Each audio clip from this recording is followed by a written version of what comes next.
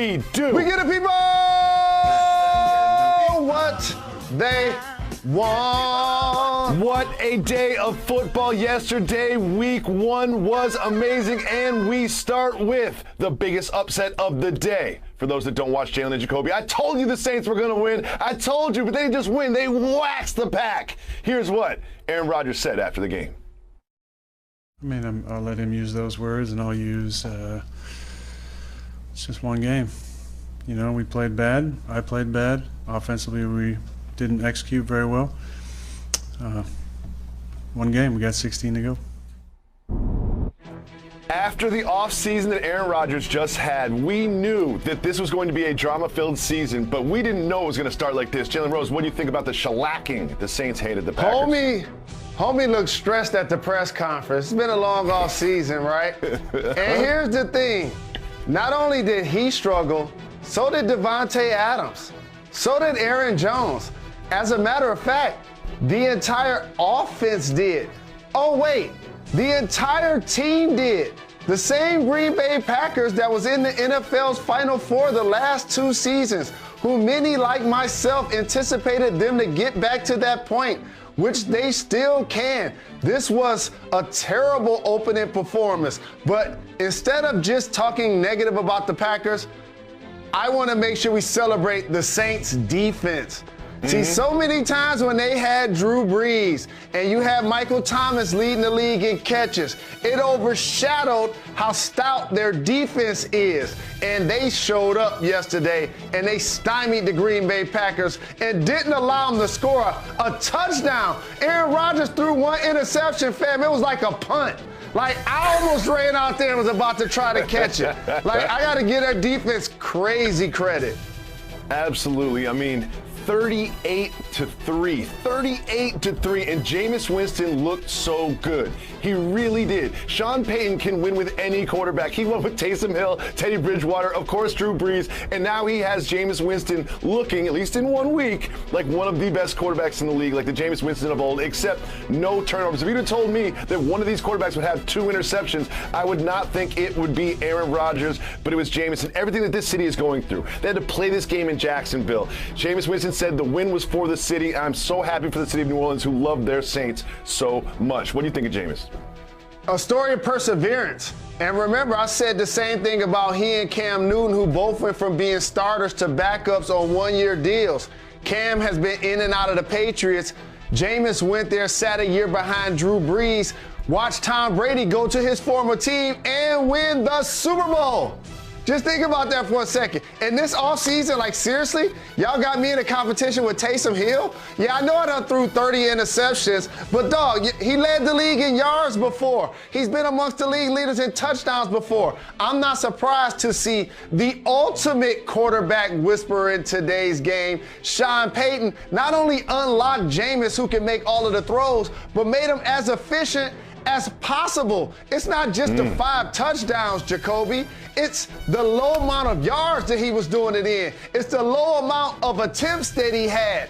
Every time he dropped back, every other pass seemed like a touchdown. And it was really impressive. So much so, even Drew Brees had to be like, you know what? The offense do look a lot better when somebody can throw the deep ball. Even he had to say that. He said what everybody was thinking. Threw the ball 20 times and had 5 touchdowns. 25% of the time he dropped back, he got a touchdown. One was a little shovel pass, though. Those count as forward passes. But Kamara needs to be recognized as well for the game that he had. You mentioned the Super Bowl. The Chiefs were in that Super Bowl. Did not look great in it. They faced off against the Browns. If you remember last season, the Chiefs did this a lot. They came back from behind. They won a lot of close games, didn't blow out teams. They came from behind in this one and beat the Browns. What'd you think of Mahomes and the Chiefs? Patrick Mahomes is so fun to watch, first and foremost. Like, he exceeds the expectation of when I'm watching him perform because I really don't know what's going to happen.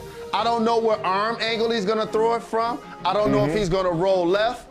I don't know if he's going to roll right. And here's the other thing. Doesn't he still have the cheetah? Doesn't he still have Travis Kelce? Like, both of those guys seem to be open at all times. And I know we want to get Andy Reid, and rightfully so, all of the credit. But dear people who are calling the game, There's somebody named Eric Bieniemy over there that's also pulling strings. They never said his name one time, so I'll make sure I say it. And watching the Chiefs play, initially they were behind Jacoby. Like, I want to give the Browns credit. Like Baker Mayfield, they got off to a good start. KC was playing without Tyrann Mathieu and a couple of other defenders. The Browns were playing without Odell Beckham. And you know, I think the Odell Beckham and Baker relationship out on the field is going to be something that either plateaus or catapults the Browns into their goals. And so they really got off to a good start. Chubb was running and catching. Hunt was running and catching. They were moving the ball. And then you know what happened? The Kansas City Chiefs went in fast forward. They always do. And you know when they going fast forward, like, yeah. They just go into a different gear. Travis Kelce's catching everything. Cheetah, how about this play?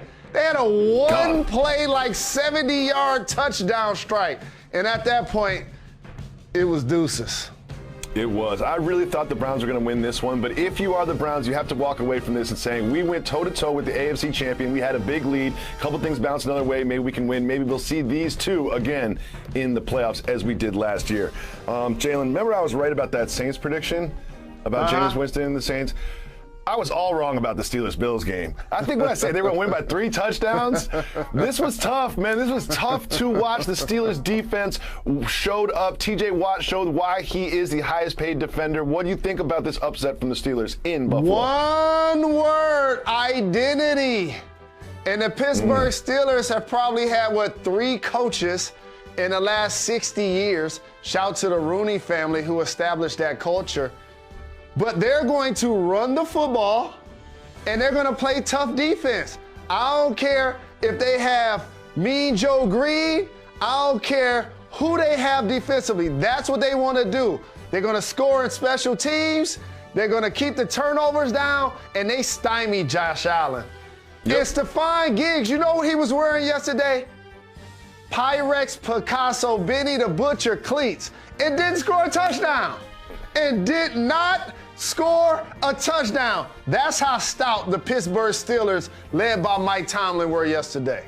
That block punt for a touchdown just changed everything. That really changed everything. And they just seemed like the Bills were on the precipice of bringing a drive together, getting a lead, sneaking away with a win. And every time Big Ben just shut the door on them. Good win for the Steelers. Hope the Bills will bounce back. This play right here broke my heart. I was watching the game. I was looking around for flags. I was doing it. I was like, maybe he stepped out of bounds. But roughing the kicker, something. Nope.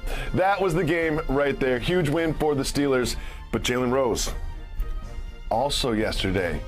Huge win for the Detroit Lions. Big win for the Detroit Lions. Yeah, Lions. Rawr! They had the ball in the 4th quarter in a 1-score game against a legit contending team, Jalen Rose. Sure, you didn't win on the scoreboard, but you won in the hearts of Lions fans. Dan Campbell put him in the Hall of Fame. Give him a trophy. You know what I love about the early NFL season? The moral victories that we pass out. We've given one to the Cowboys. We've given one to the Browns. Now you're giving one to the Lions, right?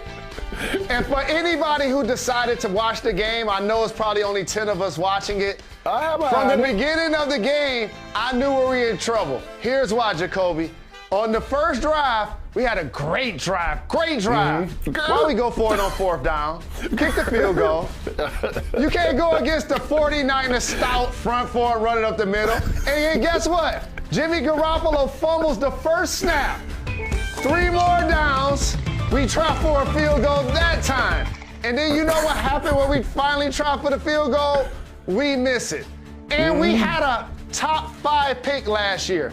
His name is Jeff Okudah, right? We didn't take Justin Herbert. I know the jury's still out on Tua, but I said free Matthew Stafford. Now people are watching him play and know how great he is. I know how great he is.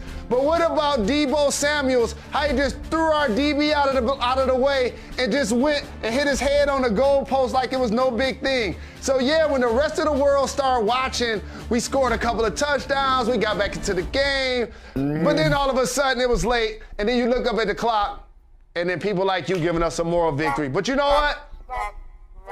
Our coach said something after the game that we must take. and we must build off of it. What's It's that? about kneecaps. Kneecaps. And it's about what he's going to do with them and what we have to do with them. We'll be ready. We're going to get up, and on the way up, we're going to bite a kneecap off. So that's the thing is you guys are down right now, but on the way up, you're going to bite a kneecap off. That's what's most important to this Lions team. Whew. 0-17 is on the board. On the board. We will see. The jury is out on Jared Goff as the leader of this team. But Jalen Rose, I don't know if you saw Matt Stafford last night. Did you see Matt Stafford last night? I saw. Your ex-quarterback looked great in the Rams uniform. The Rams waxed the Bears. Looked really good doing it. We'll break that down in all the rest of week 1 right after. I've been yelling free Matt Stafford the last couple of years.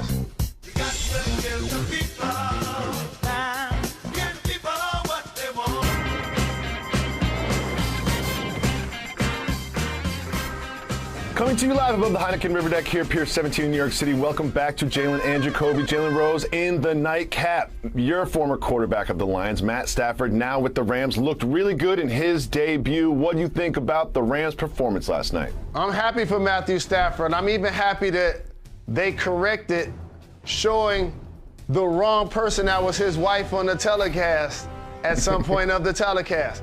It also shows me that a lot of people don't intimately watch the NFL. And I know he played for the Lions and he hasn't been playing in the playoffs and on a great stage. But he was on the Hall of Fame track playing with that team. That's how good he has been. He can make all of the throws. Of course, he's had some durability issues. Of course he is when he had to throw for 4,000 yards almost every year.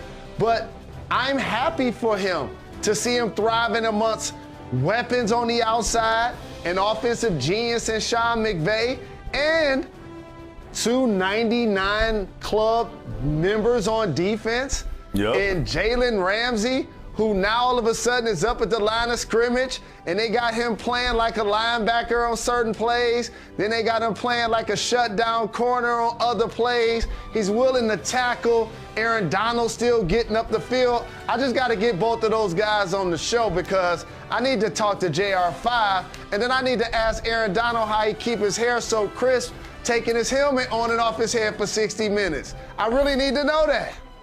I need to talk to Matt Nagy. Why aren't we putting Justin Fields in the game? Why aren't we putting Justin Fields in the game? Why are we waiting until they play the Lions in week 4 to put Justin Fields in and make him the starter? I really think that Justin Fields gives this team a much better chance to win. Might as well put him in the game while you can. Mr. Rose, the Cardinals looked really good yesterday. They were playing against the Titans. Kyler Murray was running all over the place, throwing touchdowns, running for touchdowns. What did you think about Kyler Murray's performance yesterday? You reminded me of KRS-One, because I'm not saying Kyler's the best. No, sorry, I'm lying. Yesterday, with touchdowns, it was 1, 2, 3, 4, and 5. Like when I'm watching the Cheetah, Lamar Jackson, and Kyler Murray, they look distinctly faster than everybody else when they get going. And he got a rocket arm. And I know you saw D-Hop. Did you see D-Hop? Of course I saw D-Hop. You see him in the back of the end zone? He's the best. Using The best his receiver. size, using his range. Did you see that? What about his second touchdown when they was in the red zone? Threw it on the inside shoulder, gave the guy a little shimmy, shimmy, ya, shimmy, yo, shimmy, ya. Turned it upfield, got the touchdown. Like, they look explosive. And the Rams and the Cardinals are going to start being in the conversation of legit contenders in the NFC. I know you saw Seattle play well. The Packers struggled. The Bucs are the defending champs. But these two teams, and especially if Kyler Murray can stay healthy, are going to be playing really well as the season progresses. The NFC West is basically the opposite of the NFC East in many ways, shapes, and forms. Now, you mentioned the 5 touchdowns that Kyler Murray was responsible for, but there was also someone on the other side of the ball that had a big 5 number as well, and that was Chandler Jones. What do you think about his performance yesterday? Taylor Lewan, fellow Wolverine. I applaud his tweet after the game of getting manhandled because he did. 5 sacks. You know the record for a season is like 22, right? Like, that's like the record, Michael. Was it 22 and a half? Like, he might have, like, this reminded me of Derek Thomas Hey, youngsters out there, I was watching a game where Derek Thomas once had 8 sacks, but Twitter didn't exist for the offensive line to send out a tweet like this. And I applaud the accountability and the ownership. We're going to be paying attention, and the other defenders are going to be paying attention, because now guys are going to be wanting to try to see if they can line up in front of him and have a career day. Well, Jalen, we mentioned the NFC West, and there's some good teams in that division. One of them, led by Russell Wilson, the Seahawks. The Seahawks went up against the Colts and looked really good. 4 passing touchdowns for Russell Wilson. You know what I love about Russ? What's that? My choice for preseason MVP, that right there. Those moon balls. I love those. Like, hey, dog, nobody in the league does it better. Don't at me. Matter of fact, do at me. Nobody does it better. You see the rocket? You see the rocket locket out there, right? And Metcalf out there chiseled running through people. What about my guy Carson?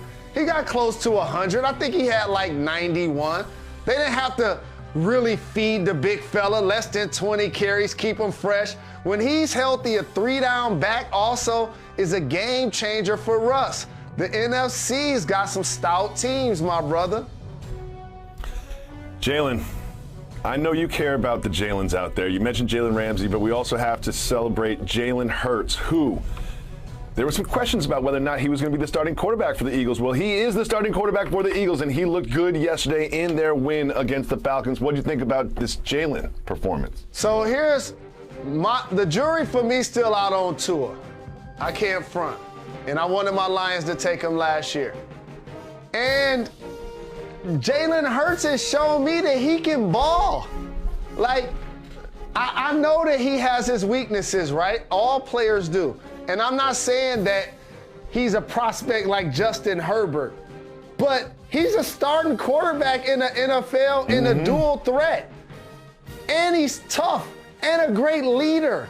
Matter of fact, that's why I drafted him on the J&J fantasy team. I'm not surprised. And I was looking at the team on the other side, and you know we love our guy Kyle Pitts, who came on the show. Hopefully he becomes like a Waller, a Kittle, a Kelsey, a game-changing tight end. But you look closer at the Falcons, why they ain't take a quarterback? Why they ain't take Justin Fields? Kyle Pitts looks good, but quarterback would probably look better for them moving forward. Matt Ryan, future Hall of Famer. But yesterday he was looking washed. He was looking washed yesterday. Never was mobile. Never was mobile. Well, you mentioned Waller. We'll be seeing him tonight in Monday Night Football, and also another one of the most exciting players in the NFL, that man Lamar Jackson. 2 exciting players tonight in the matchup. We'll get you ready for that right after this.